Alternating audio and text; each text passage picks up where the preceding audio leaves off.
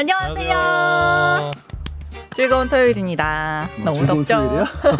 아마 지금 이거 방송되는 토요일에는 비가 오고 있을까요? 한 2, 3주 후면 모르지. 장마는 끝나지 않을까? 그런가? 요즘 장마라 그랬는데 비 안 오잖아요. 지금 녹화일 기준으로. 거기는 아무도 장난 못한다. 너무 어이가 없는 거예요. 이번 거의 동남아 날씨여서. 네. 습하기만 습하고 비는 안 오고 우산 몇 번을 들고 나왔다가 약간 짜증내고 구라창 이러면서 돌아가는 구라창은 뭐야? 근무하시는 분들 안 그래도 힘들대. 그 기상청 근무하시는 분들도 저기 뭐 저 야유회 행사 잡으면 그날 비 오고 그래가지고. 어떡해. 아이러니네. 기상청도 맞추기 힘들구나. 일부러? 아니 그건 아니야. 에이 뭘 일부러야. 몇 해 전에 한번 크게 화제된 적 있어. 아 그래요? 그러니까 이렇게 뭐 플래카드 같은 걸 걸고 행사를 했는데 비가 온 거야. 비 찍혀가지고 언제였지? 몇 해 전에 그랬어 한번. 그래 기상청도 못 맞추는 날씨니까. 그렇지. 뭐 어쩔 수 없죠. 근데 이거 되게 슬픈 얘기인데 사실은 이렇게 날씨가 이상해진 게 그냥 날씨가 이상한 게 아니라 콩가루와 안 어울리지만 이상기후 때문에 그런 거잖아. 아 지구 온난화. 지구 온난화 때문에. 그러니까 지구 멸망설을 지금. 아니 멸망설은 아니야. 곧 너네 곧 다 뒤질 거야 뭐 이런 느낌으로. 나는 참고로 사람이 죽는다고 지구가 멸망한다고 생각하지 않는 사람이기 때문에. 인류 멸망. 그렇지. 그렇구나. 근데 제가 얼마 전에 속눈썹 펌을 받으면서 그 이어폰. 속눈썹을 펌도 받아요? 어떻게 말아? 속눈썹 펌을 받으면 마스카라를 안 해도 돼요. 늘 이렇게 올라가 있거든요. 그래서 화장하기 편하게. 그래서 그걸 하려면 눈을 감고 있어야 되잖아요. 그래서 콩가루 이를 들었어요. 이어폰을 듣고. 근데 우리가 방송할 때는 양 변호사님이 이렇게 다양하게 설명하시는 게 약간 노잼이고 막 이러잖아요. 근데 귀로 들으니까 되게 쏙쏙 들어오고 좋더라. 좋은 얘기야? 고마워. 방송에 최적화된. 저 진짜 깜짝 놀랐어요. 그래? 너무 쏙쏙 들어오고. 그렇게까지 비웃었단 말이야. 아니 우리 방송할 때는 맨날 놀리잖아요. 그만 말하라고 막. 그래서 사람들이 그래도 재미없어도 그냥 참고 견뎌주는 거야? 이게 듣고 보는 입장에서는 이렇게 막 체계적으로 정리해 주시니까 되게 좋더라고요. 근데 생각해 보면 제가 막 헛소리 막 하고 둘이 막 이러다 보면은 딱 그걸 이렇게 착착착 이렇게 정리를 해주시는 그런 게 있긴 있었어요. 되게 더 웃고 싶어 하는데. 맞아. 좀 얘기 좀 들어보시면 안 될까요?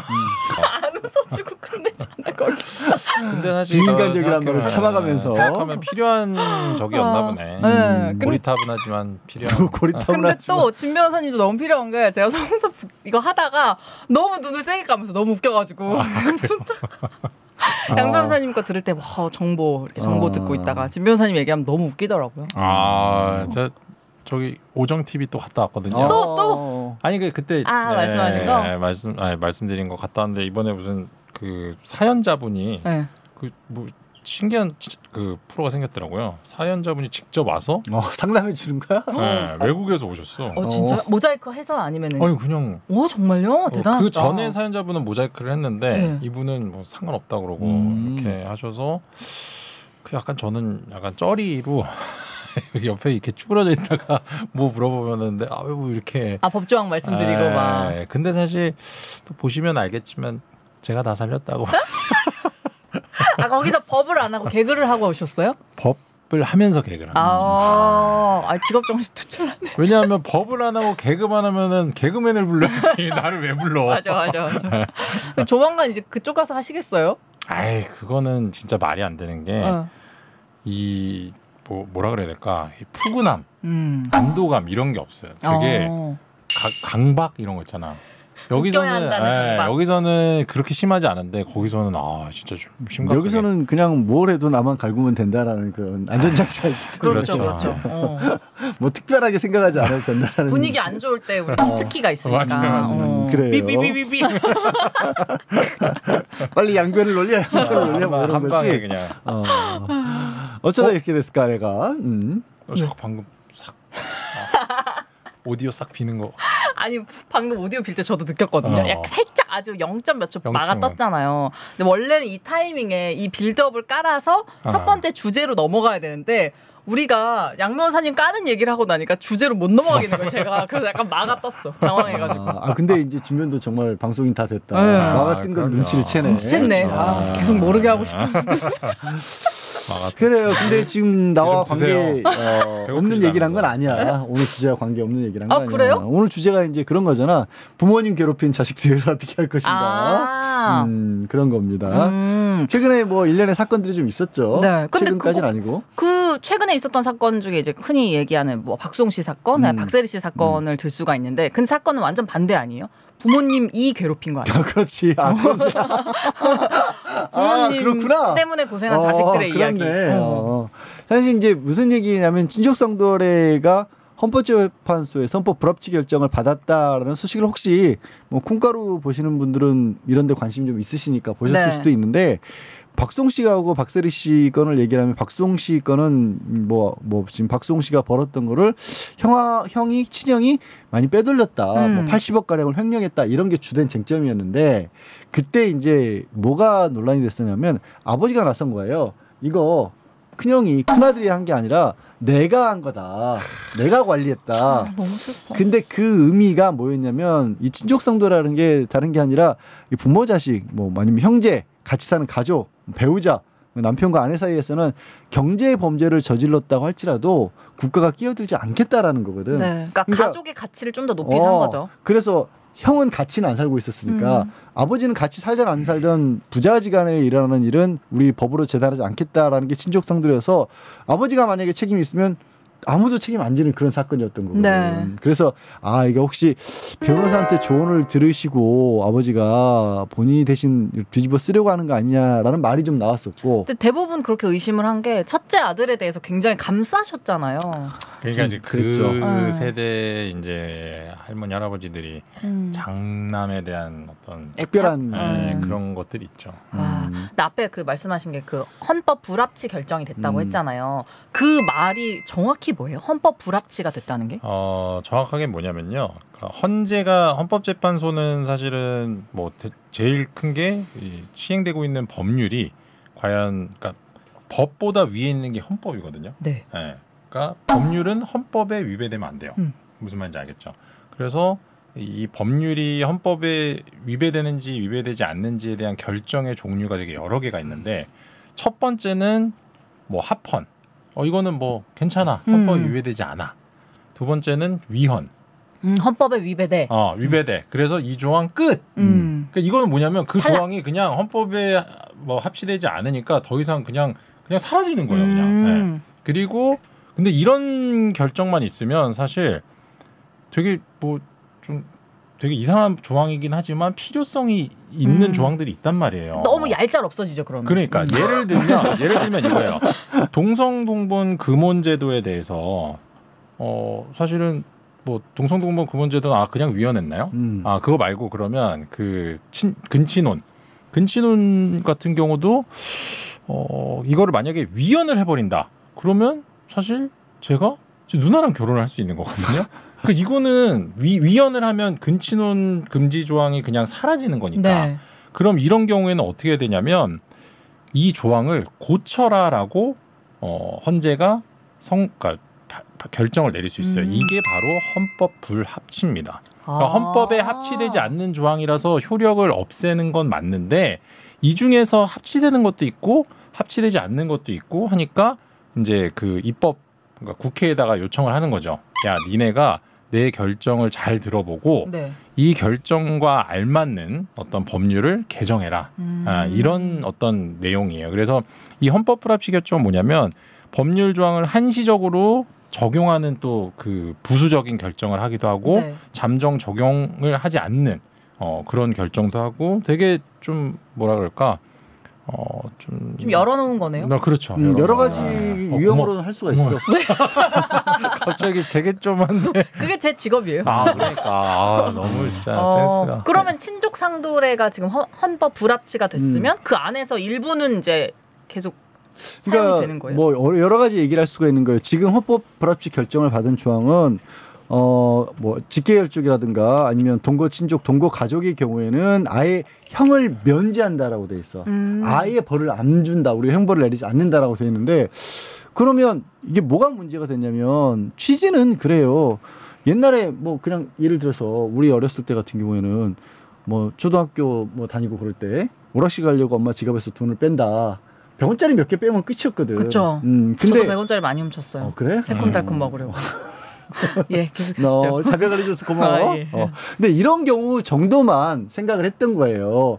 50년대, 60년대에 부모님 아지는 형제지간에 내지는 남편하고 특히 문제되는 게 배우자와 사이에서 뭐 얼마나 큰 돈을 빼돌릴 수가 있겠냐. 그렇잖아. 근데 이제 사회가 바뀌고 고도로 경제도 성장을 했고 그리고 할 수 있는 일도 되게 많아졌거든. 요즘 청소년들만 해도 부모님 예를 들어서 주민등록번호 빼가지고 막 저 중학생인데 사채 끌어다가 도박하고 이런 경우도 있거든. 몇백씩 막 결제하고 막 그러잖아요. 막 게임머니 이런 게 아니라 그런 경우들이 있고 그런 경우도 있고 또 실제 부모님이 좀 재산이 있는 자력가일 경우에 네. 뭐 몇십억씩 사기쳐가지고 부모님 돈 빼돌리고 그래서 이건 안 되겠다라는 취지인데 그럼 나중에 국회에서 이제 아까 저기 진변이 말한 것처럼 법을 가져다 보니까 자 그럼 이거는 그냥 부부 사이에만 봐준다는 거 할까? 이렇게 정할 수도 있을 거고 아니면 야 그러지 말고 한 10억 이상일 경우에는 처벌하는 걸 할까? 뭐 이렇게 할 수도 있고 그렇죠. 여러 가지는 이제 그거는 국회 니들이 해라는 거지. 네. 우리는 이게 안 맞다는 것만 결정할 테니까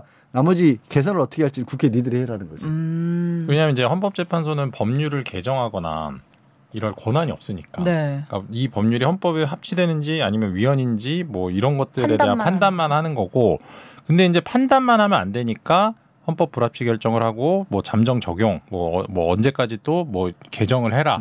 그래서 이 친족 상도례 규정 같은 경우는 내년 12월 31일까지 그 개정을 하라고 했거든요. 그러니까 사실 근데 아까 그 부부간에 이런 얘기를 하셨는데 제가 여기서도 얘기한 적이 있는데 제가 했던 사건 중에 이혼을 막 이렇게 논의하는 과정에서 그 제 의뢰인이 집에 금고에 한 5억? 4억, 5억 있었거든요.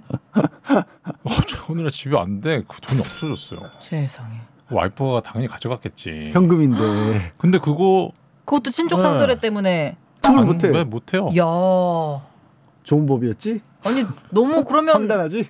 그럼 사기 결혼을 할 수도 있고. 그렇지. 위장 그럴 수도 뭐 있잖아요. 이제 그건 이제 너무 멀리 내다본 거긴 한데. 아니야 진짜 그런 케이스가 있었어. 네. 그런 케이스가 그때도 꽤 나이 차이가 이것도 몇 해 전에 되게 유명했던 사건인데 나이 차이가 있는 모녀가 이제 그 엄마가 상당히 더 나이가 있는 남성이랑 결혼을 해서 네. 결혼하고부터 차곡차곡 돈을 뺏어올린 거야. 근데 기억난다. 거기서는 걸린 게 뭐였냐면 이 딸이 돈을 빼돌렸어. 맞아. 딸은 이제 친족 상도례가 아니야. 아니니까. 그리고 입양을 안 했기 때문에 결혼을 했더라도 남인 거야. 얘들이 이제 했으면 되는데. 법률 지식이 어설프게 있었던 거지. 가족이면 되는 줄 알았구나. 가족이면 되는 줄 알았는데 가족이 아니었던 거야. 딸은 입양을 안 했으니까. 그건 쌤통이네요 정말. 그렇지 쌤통이었지. 그러니까 친족 상도례 규정을 보면 신분 관계가 없는 공범에게는 이 조항이 적용되지 않는다라는 게 있어요. 그러니까 그 신분 관계가 아니었던 거죠. 그 딸 같은 경우는. 그래서 이 조항이 사실 제일 문제가 뭐냐면요. 8촌인의 친족. 근데 이 사람이 나랑 같이 살아. 네. 그러면 이 사람도 형 면제해 주거든요. 8촌인의 친족 혹시 누구 본 적 있어요? 남이야 남. 생판 남이라고 봐야죠. 완전 남이야. 완전 모르지. 그렇죠. 그런 사람이 그냥 뭐 만약에 이런 거지. 막 어떤 그 집성촌 같이 그리고 막 한옥 이런 집이 엄청 큰 집에 네. 만약에 이렇게 그냥 뭐 지금은 이제 그렇진 않겠지만 그런 데서 이렇게 같이 살다가 뭐 누군지 인사도 한번 안 해본 사람일 수도 있고 그러니까. 그런 사람이 엄청난 거 친족 상도례 적용될 수도 있는 거니까 네. 이거는 사실 어떤 적용 범위가 그러니까 너무 넓은 거죠. 같이 산다는 그 어떤 단서가 거의 뭐 이제 8촌까지 처벌을 못 하니까 그래서 이제 헌법재판소 그 결정에 보면 친족 상도례 규정 이제 우리나라 이제 가족의 가치를 중시하는 어떤 문화가 있기 때문에 이 조항의 필요성 자체는 인정을 하지만 딱 그걸 들었어요. 8촌 같이 이렇게 먼 네. 뭐 사람도 그냥 같이 산다는 이유만으로 형을 면제해 버린다. 이거는 사실 말이 안 된다라는 내용. 이게 현실 인식이 너무 떨어진다고 느끼는 게 제가 최근에 본 영화 그 넷플릭스 드라마 중에 브리저튼이라고 있어요. 그게 중세 시대인가요? 아무튼 중세까지는 안 가고 좀 18세기, 19세기쯤 되나? 좀 예전이잖아요. 근데 그때를 보면 그 한참 먼 8촌 누가 죽어요. 그럼 그 사람의 자귀를 갑자기 자다 일어나서 물려받는 거예요.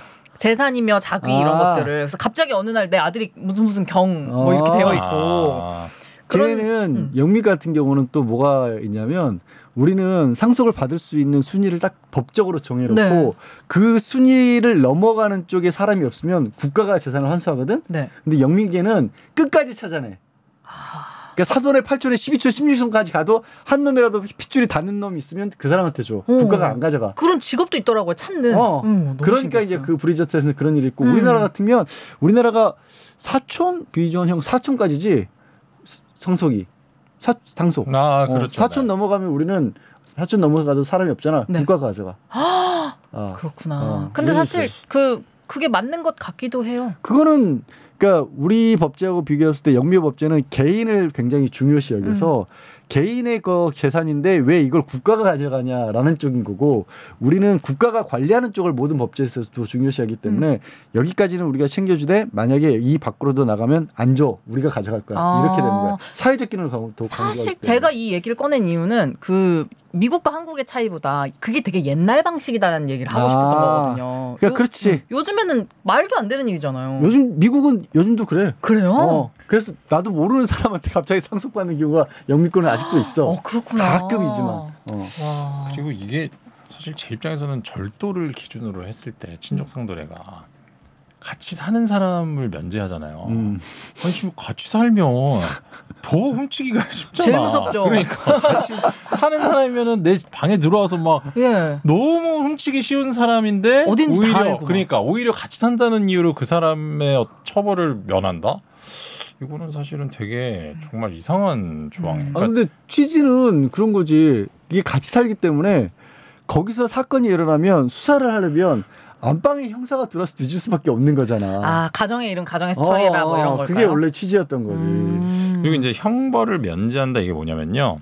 이제 범죄 성립은 뭐 구속요건 해당성, 위법성, 책임 이렇게 성립이 되면 이제 이게 유죄거든요. 그러니까 사실은 이 절도를 만약에 이제 가족 간에 저지르다 유죄예요. 유죄. 이거는 그냥 범죄가 성립하는 겁니다. 근데 형벌을 이제 내려야 되잖아요. 이 형벌만 면제해 주는 거예요. 그러니까 범죄 자체의 성립을 막는 건 또 아니에요. 그러니까 이제 만약에 저기 누구야 공범이 있을 거 아니에요. 그럼 범죄가 성립이 안 된다고 해버리면 공범까지 처벌을 못 하거든요. 그러니까 만약에 아까 전에 그 딸 같은 경우, 그 딸은 사실은 신분 관계는 없지만 엄마랑 같이 돈을 계속 빼돌렸잖아요. 그러니까 이 경우는 이제 범죄는 성립하고 엄마는 형벌을 면제. 그리고 이 딸은 괜히 얘기했나? 아니 재밌는 내 딸 어떻게 되는지 궁금해. 이런 거야. 만약에 아니 잠깐만 딸 어떻게 되는지 얘기 왜 안 줘? 딸은 처벌 받는 거죠. 처벌 받아요? 네, 당연하죠. 그러니까 형벌은 각각 개인별로 준다는 얘기야. 지금 선생님 뭐냐면 만약에 선미가 아빠 통장에 아빠 금고에 금괴가 있는 걸 알고 네가 털면 뭔가 티가 날 수 있잖아. 그래서 네 친구한테 우리 금고 비밀번호 알려주고 우리 아빠가 2시부터 3시까지 집을 비울 거야. 들어와서 그 금고 안방에 금고인데 1, 2, 3, 4 누르고 금괴 2개를 빼가면 돼. 라고 하고 너는 아빠랑 같이 나가는 거야. 그럼 알리바이가 너는 있잖아. 그걸 노리고 그러면 이제 완벽한 범죄가 될 것이다. 라고 해서 훔쳤어. 그렇게 훔쳤으면 너도 범죄를 저지른 거고 친구도 같이 범죄를 저지르는데 그때 너는 용서해 주는데 그 친구는 처벌을 받는 거야. 지금 법에 의하면 그렇다는 거죠. 그렇지. 근데 이게 만약에 그 헌법 불합치 결정이 나서 개정이 되면 이제부터는 벌을 받을 수도 있는 거네요. 그렇죠. 어떻게 할지는 모르지. 그러니까 이거는 얘기한 것처럼 그렇게 벌을 면제해 주는 범위를 바꿀 수도 있고 아니면 이제 이번에 헌재가 결정하면서 특경가법상 5억 원 이상의 처벌을 하는 범죄가 있는데 그 5억 원 이상 범죄도 이걸 적용을 해요. 그 심한 경우 이 사건을 촉발시킨 계기가 됐던 사건도 피해 금액이 60억인가 그래요. 근데 60억 원이 달려 있는데 60억 원의 피해를 받는데 친족상도례 때문에 처벌을 못 한다는 건 너무 심하다 그래서 이 재판을 받던 그 고소인 측에서 이의를 제기한 거야. 우리는 이거 적용 못 받겠다. 그래서 재판 멈춰. 헌법재판소에서 결정해 줄 때까지 멈춰 해놓고 이걸 이제 제기를 한 거지. 솔직히 진짜 뭐 부모님과의 관계가 뭐 그렇게 좋지 않은 자식이 있지. 진짜로 뭐 있을 수 있지. 왜 어릴 때 학대당하거나. 근데 아빠가 뭐 나한테 재산 상속을 해줄 마음이 전혀 없어. 그러면 안 되겠다. 내가 그냥 사기를 쳐갖고 아빠 돈을 그냥 다 빼돌려야겠다. 막 해갖고 한 50억을 해먹었어. 그러면 사실 아버지는 그냥 눈 뜨고 사기를 당했는데 네. 뭐 어떻게 할 수가 없는 거예요. 근데 뭐 민사로는 되겠죠. 그냥 범죄가 성립하니까 민사로. 네. 드라마 같은 거 보면 막 네. 새어머니가 들어왔는데 너무 열받아가지고 새어머니가 그 돈 가져갈까봐 네. 자식이 몰래 가져가 막 그런 거 있지 않아요? 그리고 있죠. 당연히 있죠. 그것도 실제로도 있어요. 범죄? 네. 범죄이긴 한데 중요한 건 뭐 방금 말씀드린 친족상돌에 의해서 처벌이 안 되겠죠. 여기서 제일 황당하다기보다 골 때리는 사건은 사건이 이게 나중에 될지 어쩔지 모르겠는데 웃자고 하는 얘기야. 네. 이게 웃긴지 한번 보자. 왜냐하면 처음이었어요. 제가 지금 콩가루 거의 1년 반 가까이 하고 있는데 웃기겠다라는 선언을 먼저 하고 말을 꺼내고 처음 봤어. 나 진짜. 웃자고 하는 얘기야. 웃자고 하는 얘기야. 얼마나 웃긴지 한번 들어볼게요. 너무 재수없나? 이럴 때 이제 내 속눈썹 떨어지는 거라고요. 듣고 있다가. 아니 감안할게요. 뭐 그런 거 있잖아. 그러니까 가끔 뭐 상담 코너 이런데 그 부부가 딴 주머니 차는 거. 그리고 남편이 알고 봤더니 이 인간이 보너스를 빼돌렸다. 그래서 뭐 통장을 따로 만들었더라. 이거 어떻게 안 돼요? 라고 물어보면 집안에서 혼날 수는 있어도 법적으로는 문제가 안 됩니다라고 했었거든. 근데 만약에 이게 굳이 따지면 횡령인 거거든. 네. 횡령이야.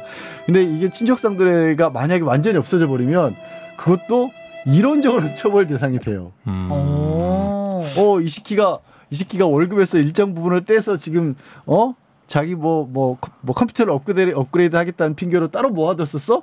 그거 찾아내면 아니면 비상금 감춰놨다가 그 들키면 이론적으로는 나중에는 그렇네. 법적으로 문제가 될 수도 있어요. 웃자고 얘기했는데 자기 혼자 웃고 있네. 웃으셨어요? 되게 언제 웃으셨어요? 활짝 웃으면서 계속 얘기했어. 나 되게 진지한 얘기인 줄 알고 듣고 있었는데. 그러니까 이게 진짜 이러면서. 신기한 것 같아. 자기가 웃겨야 된다는 생각을 하면 우리가 아무리 웃겨도 안 웃잖아. 그래요. 네. 그게 매력이에요. 뭐가 그래요? 예전 벌써 7, 8년 됐나? 이렇게 개무시를 하나? 은근슬쩍 뻑하고 계시잖아요. 개그맨 8년 전이었나? 개그맨 김수하고 네. 이정수인가 김수하고 이정수 씨 맞아요. 죄송한데 제 얘기 들려요? 내 얘기 안 들리는 것 같은데. 들려요. 욕해도 되는 거 아니야? 저거 봐. 그때 MBC에서 둘이 가상으로 만드는 부부라는 게 있었어요. 네네. 그래서 그때 중간에 방송하다 말고 이 친구들이 이제 김숙 씨랑 나랑 이제 방송을 같이 한 적이 있어가지고 네. 전화를 걸어서 물어본 거야. 그래서 이 정수가 뭐 자기 지갑을 빼가가지고 카드를 긁고 다니는데 이거 처벌 안 돼요? 그래서 내가 이제 그 자리에서 부부 사이에는 친족상도례 적용이 돼서 설령 뭐 남편이 아내 걸 아내가 남편 걸 뺏어가더라도 죄가 안 됩니다. 그랬더니 난리가 난 거야. 그 프로그램이 그 코너가. 그래서 그때 되게 방송 중에 전화가 온 거예요? 그래서 그게 되게 시청률이 높았던 그런 적이 있었거든. 아니 근데 무슨 부인 지갑에서 카드 빼가고 난리예요? 그게 친족상도례 적용을 해서 처벌을 못했거든. 그게 이제 프로그램상 설정하신 거겠죠? 그렇지. 그러니까 둘이 막 부부싸움 하는 실제 척하다가. 부부도 아닌데 뭐. 그치.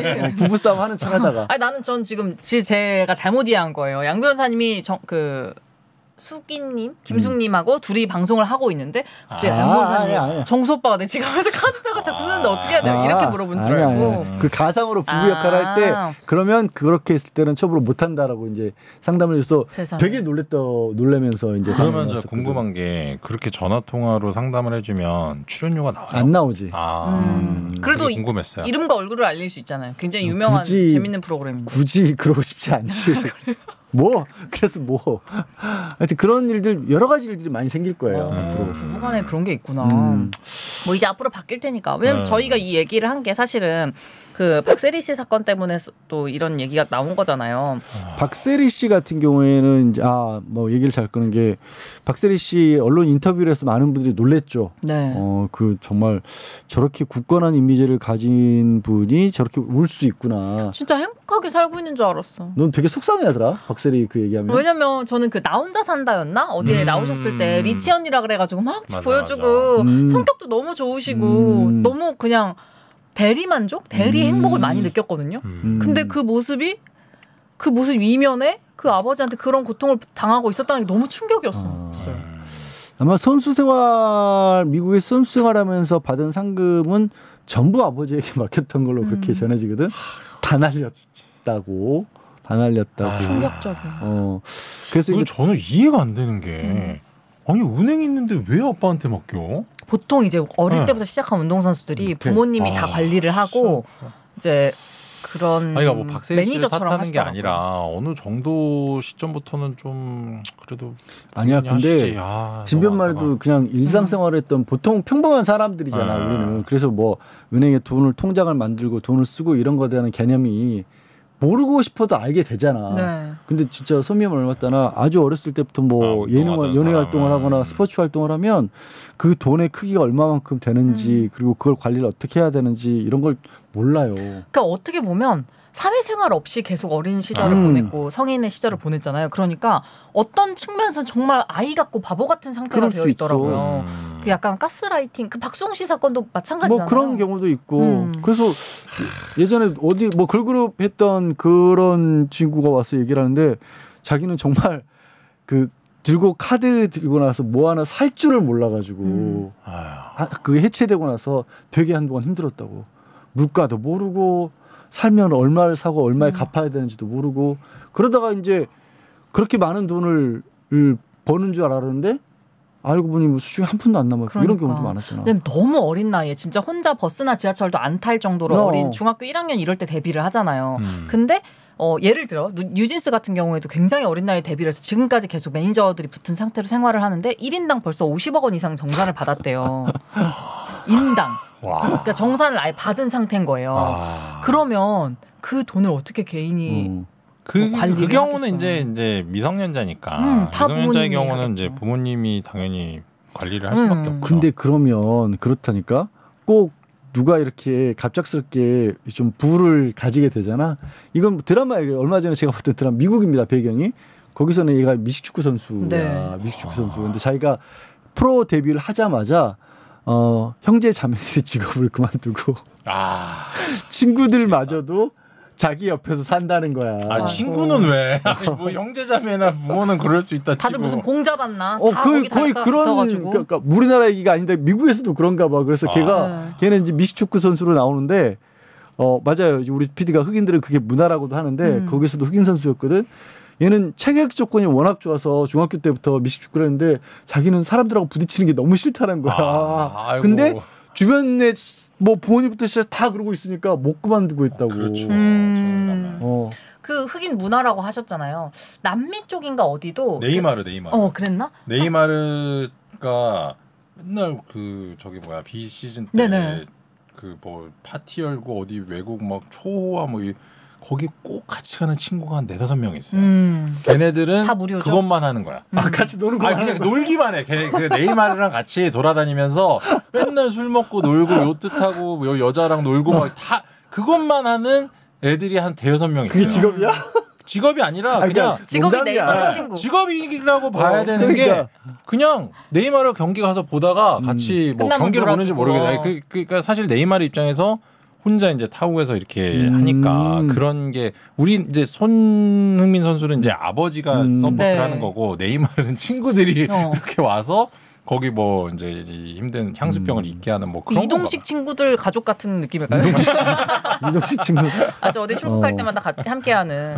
그래서 이제 그 박세리 씨 같은 경우에는 어떻게 한 거냐면 마지막으로 불거진 게 그 박세리 재단은 투자할 계획이 없었는데도 불구하고 박세리 재단의 인감을 위조를 해서 투자를 할 것처럼 만들었다는 걸로 상문서 위조로 이제 박세리 재단에서 고소를 했었거든. 그러니까 과거에도 친족상들의 규정이 있다 보니까 처벌을 못하니까 이런 식으로 돌려서 문서를 위조했다거나. 그러니까 회사 측에서 재단에서 고소를 한 거였거든. 근데 그렇게 그나마 문서를 위조하거나 하는 게 있으면 약간이나마 처벌 소지가 있었지만 그게 없어버리면 이게 아예 손을 못 댔던 거죠. 그래서 의외로 이게 그동안에 은근슬쩍 그 굉장히 큰 피해를 입은 분들이 꽤 있었던 거예요. 사실 결국에는 이건 뭐 형사고소를 안 하니까 형 면제니까 사실은 우리가 모르는 엄청난 피해들이 있을 거예요. 진짜로 가족이라고 저도 뭐 이제 그때 얘기했듯이 엄마의 겨울 잠바를 이제 여름에 네네. 네, 그렇게 하면 거기 이제 1,000원짜리 막 이런 게 나오거든요. 만원짜리도 뭐 그런 거는 해봤지만 사실 가족을 상대로 막 뭐 20억, 30억 이런 경우 분명히 있을 거란 말이에요. 근데 그거는 솔직히 물론 이제 아버지나 뭐 부모님이 그냥 용서하면 모르겠는데 처벌을 지키고 싶다. 그러면 사실 그거는 그냥 그 피해자의 입장도 생각을 해줘야 되고. 그리고 그게 가족들이 막 부모님이 싫어서 막 이런 게 아니라 그렇게 처벌을 안 하면 이게 습관이잖아요. 어쨌든 그런 식의 사기를 치고 뭔가 돈을 빌려서 갚지 않고 이런 것들이 그게 뭔가 개선이 안 될 것 같아서 고소하는 경우도 있을 것 같아요. 그리고 이런 예를 들어보면 딱 이해가 돼요. 아버지가 뭐 엄청 폭력 그 가장이어갖고 뭐 이제 떨어져 산 지 한 30년이 지났어. 그래서 이제 아들이 뭐 돈을 엄청 많이 벌어갖고, 근데 아버지가 집에 침입해갖고 진짜 도둑놈이잖아요. 그래갖고 막 훔쳐갔어. 형 면제. 아니 근데 그렇게 말이 안 되잖아 사실. 그거 진짜 무조건 법에 반영이 돼야겠네요. 네. 뭐 구하라법도 마찬가지 내용이잖아요. 맞아요. 어느 정도. 근데 사실 이런 어떤 개별적인 사안 자체를 형벌 조항에 대입시키기는 굉장히 어렵습니다. 왜냐하면 형벌 조항은 처벌과 관련된 것이기 때문에 굉장히 명확하고 구체적이고 막 이것도 되고 저것도 되고 해석에 어떤 여지가 있으면 안 돼요. 그렇기 때문에 이런 어떤 뭐 얼마를 살았으면 뭐 무죄고 이런 조항으로 개정되지는 않을 거예요. 아마. 당분간 어쨌든 혼란이 좀 있기는 하겠네요. 케이스 바이 케이스 혼란 중에서 지금 가장 크게 혼란이 오고 있는 게 저는 이제 지금 다른 프로의 사건 같은 거 소개하는 프로에 사건 반장. 사건 반장 나가면 나 방금 뭐 퀴즈 맞추는 줄. 그거 하나밖에 없어. 아 슬프다. 콩가루 있잖아요. 콩가루. 콩가루도 법규도 있어요. 법규도 있네. 아유, 하여튼 법규만 얘기하면 서운해. 괜히 서운해. 왜? 법규 이렇게 넘기다가 법규 나오면 더 빨리. 법규. 우리랑 같은 내용 다룬 거 있으면 눌러보지도 않아.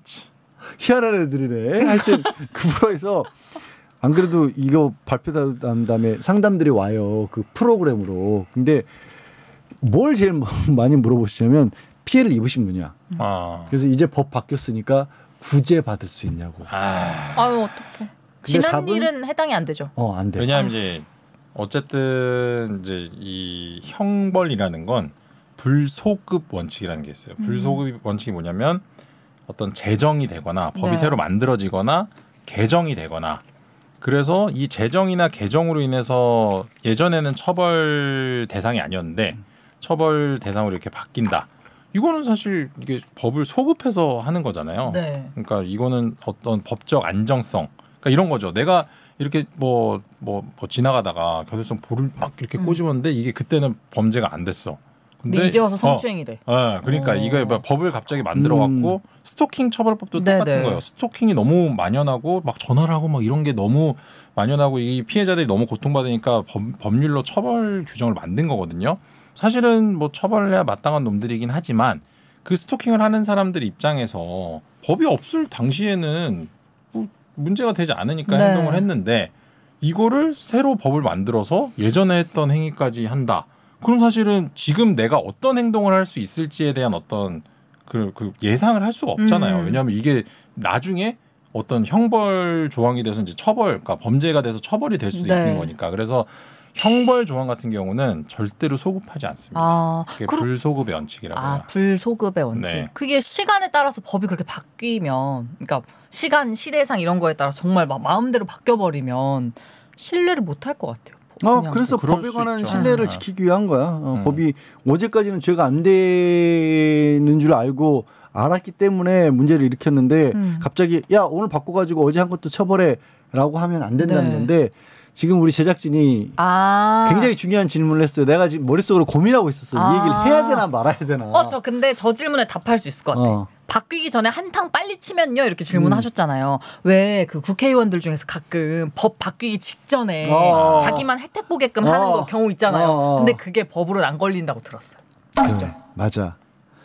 그래서 저희가 뭐 이렇게 사기쳐라고 부추기는 건 아니고 내년 12월 31일까지 법을 만들어야 되기 때문에 그리고 그 법이 만들고 나면 공포 후에 또 시행까지는 보통 6개월 정도 있다가 시행을 하기 때문에 그 전에 친 사고는 처벌을 못 하게 될 겁니다. 근데 이게 이 뭐라고 해야 되냐면 지금 이제 검찰 측에 굉장히 문의가 많이 온대요. 그리고 뭐 법원 측에도 문의가 오고 그러면 이런 거죠. 그 법 조항이 개정될 때까지 만약에 제가 뭐 제 엄마의 돈을 훔치거나 그러면 이제 엄마가 진짜 빡쳐갖고 형사고소를 했어요. 지금은 형 면제 조항이 헌법에 합치되지 않는다고 해서 효력이 상실됐거든요. 네. 그러면 나는 처벌이 되나? 이게 궁금하시잖아요. 그거에 대해서 되게 뭐 이제 검찰에서는 뭐 자기들도 뭐 이제 연구를 해보겠다 뭐 이런 얘기를 하지만 뭐 기소를 해야 되지 않겠냐 뭐 이런 얘기가 나오고 있다고 저는 이제 뉴스에서 봤고 하지만 이제 법원 입장에서는 이 조항이 지금 현재 그냥 단순 위헌이 된 것이 아니라 헌법 불합치 결정을 받았잖아요. 그러면 사실 법률 조항이 개정될 때까지 어떤 뭐라 그래야 되지? 기다리는 거죠. 재판을 정지시키고 사실은 지금도 계속되고 있는 재판이 있을 수 있어요. 네. 네. 그런 경우에는 사실 이 헌법 불합치 결정에 따라서 그냥 뭐 감옥으로 보낼 것이 아니라 법원 입장에서는 개정되는 조항을 보고 내가 판단을 내리겠다. 아마 그렇게 할 것으로 저는 예상을 합니다. 조금 어려운 얘기로 이제 진정소급표, 부진정소급표 얘기가 나오는데. 네. 하지 마. 왜 근데 왜 어려운 얘기 하시면서 왜 웃으시는 거죠? 변태니 머리 한 대 때려야 돼. 아니 나도 아까 저게 계속 보이더라고. 새로운 게 생겼어요. 이게 뭐야? 이거 그냥 장식품으로 갖다 이게 뭐냐면 예. 그 판사가 이렇게 두들기는 건데 중요한 건 전혀 두들기지 않아요. 아, 그래요? 법정에 가면 전혀 두들기지 않아요. 그럼 약간 이렇게 페이크예요? 치는 척 하시는 거예요? 없어요 이게.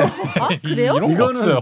회의에서 의사 진행할 때 쓰는 거지. 드라마에서 이런 거 많이 본 것 같은데. 그러니까 그거는 방송 보다가 그 판사가 저거 들고 있잖아요. 네. 그럼 작가가 공부 안 하고 쓴 거야. 아 그래요. 있을 이게 수가 이제 없어. 광고가 없으니까 약간. 근데 되게 슬픈 게 뭔지 알아? 이게 저거를 이제 우리 저 PD가 법전처럼 생긴 책 갖다가 그 위에다 올려놓은 거잖아. 네네. 이소부화예요, 저거. 전 얼핏 법전인 줄 알았어요. 저 덮어주세요, 저렇게 살짝 보이게. 아니 네. 근데 그리고 이 컵은 뭐야? 이거 몇 년 전에 장식용이야. 몇 년 전에 그 팔아먹었던 거 아니에요? 인테리어. 몇 년 전이라니. 아직 판매하나요? 판매해. 아 그렇구나. 아직도요? 열려 있어. 유통기한 지난 거 아니에요? 컵이 무슨 유통기한이 있어. 도자기가. 아니 그럴 수도 있지. 정말 이건 편을 못 들어주겠네요. 과했어. 네, 저희가 친족 상도래? 오늘 뭐였지? 오늘 친족 상도래. 친족 상도래. 생각해 보니까 네. 방송 우리가 쿵가루 시작한 이후로 이렇게 진지하게 법 얘기만 했던 경우가 거의 없었던 것 같아요. 오늘 웬일로 이렇게 은혜로운 분위기로 이끌어졌지? 왜냐면 제가 이제 뭔가 똑똑해져서 그런 것 같아요. 어떻게 생각해요? 원래 잘 못 알아들어가지고 맨날 딴 얘기로 빠졌잖아요. 근데 오늘 약간 딥하게 법에 들어가지 않았어요? 왜 그랬어? 왜 그랬어? 저도 발전이라는 걸 한다고요. 양쪽에 변호사 끼고 2년을 방송했으면 늘어야지. 근데 그래요? 확실히 확실히 많이 늘은 것 같아요. 그리고 이렇게 탁 얘기하면 탁 치면 탁 나오는 약간 그런 수준까지 온 것 같아 진짜. 아싸. 이제 어디 가서 사기 안 당하겠죠? 그거는 아닌 것 같아. 그거랑은 상관이 없어. 상관이 없죠. 변호사들도 많이 당하거든. 아 맞다. 변호사들도 당하지. 돈이 없으면 안 당하는데 있으면 당하기 마련이죠. 슬프네요. 아직 당할 만큼 돈이 있지는 않잖아. 예. 그렇죠. 걱정하지 마. 늘 평생 당하지 않을 것 같아요. 네. 야, 나 사기 당했어. 되게 좋은 말이구나. 야, 이제 나한테도 사기를 쳐. 네. 참고로 이건 안 다루는데 이제 재산범죄라고 해도 다 친족성들에 받았던 건 아니고 그중에 그렇죠. 강도 이런 건 뺐어. 강도랑 손괴. 손괴. 왜 친족 상도례가 이건 적용이 안 되냐면 네. 강도는 뭐냐면요. 순수 재산 범죄는 아니에요. 왜 그러냐면 강도는 행위 요건에 폭행 협박이라는 것이 있습니다. 그러니까 강도 이렇게 주먹 얼굴을 딱 때리고 지갑을 빼서 이건 강도. 근데 쓱 지나가면서 뺀다 이거는 절도. 그러니까 아무리 친족 간에도 엄마를 그냥 빡 치고 이거 가져간다. 이건 강도. 이거는 안 돼. 그거는 그러니까 이제 법률을 만들 때 이거는 안 되지. 이건 진짜 나쁜 놈이지. 그리고 폐륜이지. 폐륜이죠. 손괴도 마찬가지예요. 손괴는 뭐냐면 물건을 부수는 거거든요. 네. 그러니까 어쨌든 힘이 들어가는 행위이기 때문에 뭐 이것도 적용해서 그렇구나. 배제됩니다. 근데 폐륜 가족에 대한 그 유류분 금지, 유류분 상속 금지 그거 위헌 결정 났잖아요. 네. 그러면은 유류분 상속하는 걸 위헌 결정을 했지. 그렇구나. 그럼 상속이 금지된 거구나. 그걸 조정을 해서 그런 경우에는 이제 안 줘도 되는 쪽으로 바꿔라라고 한 거지. 그건 다행이네. 역시도 최근에 이제 달라진 가족 관계를 반영한 법이고. 이거 봐, 이거 헌법 불합치에 대해서 이해도가 올라가고 있는 그거를 또 바로 탁 얘기하잖아요. 그럼 이 김에 우리가 절도 강도 차이를 얘기했으니까 네. 간단한 퀴즈. 이렇게 샥 뺄라 그랬어. 샥 뺄라 그랬는데 샥 뺐는데 봤어. 네. 그래서 잡았어. 네. 네가 도둑이라고 뭐야 이거 딱 잡았어. 그때 내가 뿌리치고 가면 이건 절도가 강도가. 뺑소니죠. 그건 걸렸는데 도망치는 행위는 땡손이라고 볼 수 있죠. 순간 예전에 그 대학교 때 그 과외를 했는데 이런 거 있잖아요. 막 그 have PP, BPP 과거 분사. 너무 싫었어. 그리고 PP를 엄청 가르쳐줬어요. 그래갖고 이 너무 싫어. 해우빈, 뭐 헤드빈. 그러니까 그 동사의 그 과거 분사를 막 엄청 외우게 하고.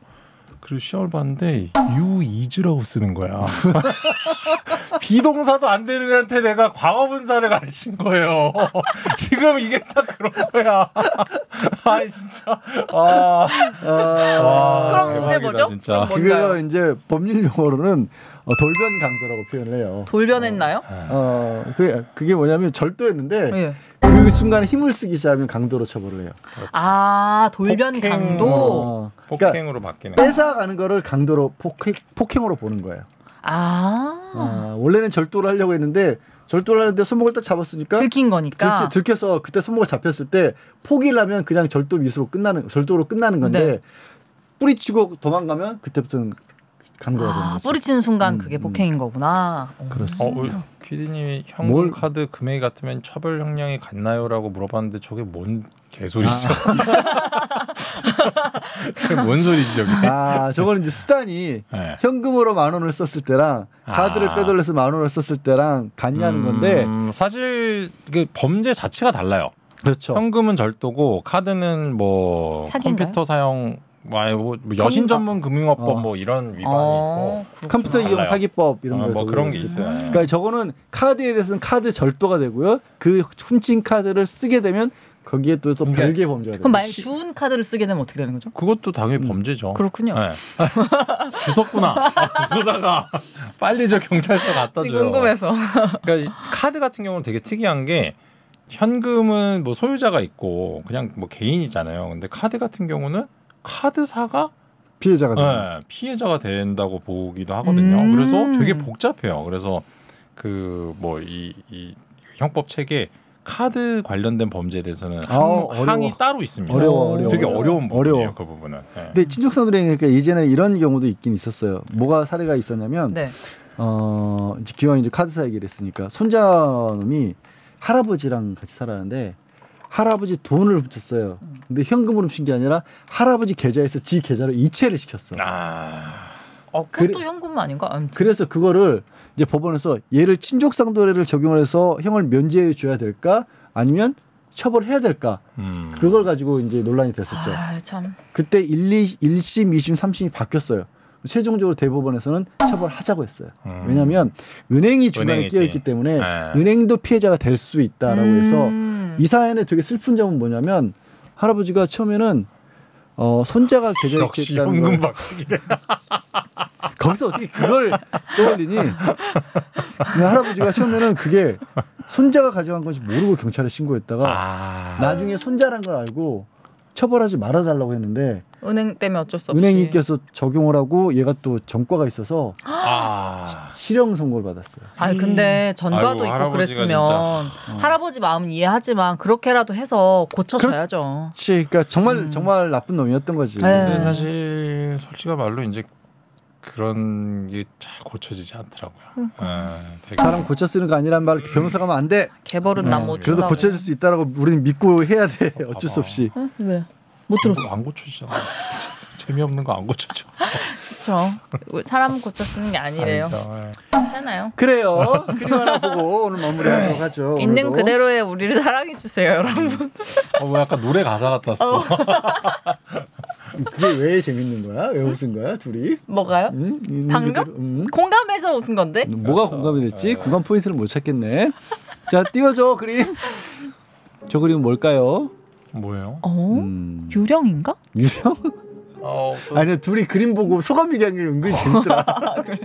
뭔가 거적대기 같은 걸 유령이 안고 있는 것 같은데? 아니 그 어떤 제 생각엔 저기 머리가 네. 삭발이잖아요. 범죄자인가? 아니 머리를 잘못 깎아줘서 아, 미안하다고 혼나고 안 하시고 있는 거 아닌가? 그럼 뒤에 계신 분들 동네 사람들이에요. 이제 뒤에 머리 자르려 기다리고 있는 사람들. 아 세상에 저 모습을 보고 다 도망가겠네. 저건 이제 그 굉장히 유명한 성경에 나오는 얘기죠. 돌아온 탕자. 그러니까 알아요? 알죠. 뭔데요? 저기 뭐야? 탕자가 돌아왔다 이런 거 말고. 자 들어봐 잠깐만. 그 뭐냐면 자식이 이제 둘이 있었는데 한 명은 이렇게 성실하게 아버지를 하다가 이제 한 명은 돈을 막 엄청 이렇게 써 제끼고 그래서 이제 집을 나갔죠. 그리고 나서 이제 돌아왔는데 아버지가 그래도 너는 내 아들이니까 용서했어요? 용서하는 거죠. 뭐 그러면 팡팡 쓰고 나갔다 와 다 용서해 주시는 친족 상도례니까. 그래서 그런 재산 그림이고 렘브란트가 그린 거예요. 흔히 뭐 빛의 화가라고 하는 게 어둠과 빛의 화가라고 하고 어떻게 보면 사실 어둠을 잘 표현했기 때문에 빛이 도드라져 보이는 효과도 있고요. 이 그림이 재밌는 건 일단 탕자는 왼발 오른발에 신발도 없습니다. 맨발이에요. 그리고 산거지죠, 진짜 골 자체가 산거지고. 그리고 탕자가 이게 등을 돌리고 있기 때문에 저 등짝 스매싱 하고 있는 거 맞죠? 그래 등짝 스매싱을 한번 날려야지. 그림을 보는 사람 입장에서는 이거 저렇게 날리고 싶을 수도 있고 아니면 아버지랑 똑같이 안아주고 싶은 마음이 들 수도 있고. 기존에는 친족상도례의 우리의 법의 태도는 그래도 자식 새끼인데 가족인데 품어주자는 쪽이었다라면 이제 헌법재판소가 야 사회가 너무 변해서 그냥 품어주는 걸로 안 될 것 같아. 맞아. 어딘가는 제한을 둬야 될 것 같다라는 쪽으로 바뀌었다라는 의미로 볼 수 있지 않을까 싶어요. 너무 그런 뭔가 공감을 하는 게 전 아이를 낳아본 적은 없지만 이제 부모 중에서도 낳기만 했지 그 자식한테 부모의 도리를 다 하지 아는 사람이 있을 거잖아요. 많죠. 방치하고. 그런 경우도. 그 자식 중에서도 내 배 아파서 낳았지만 정말 갖다 버리고 싶은 자식도 있을 수 있잖아요. 대부분이죠.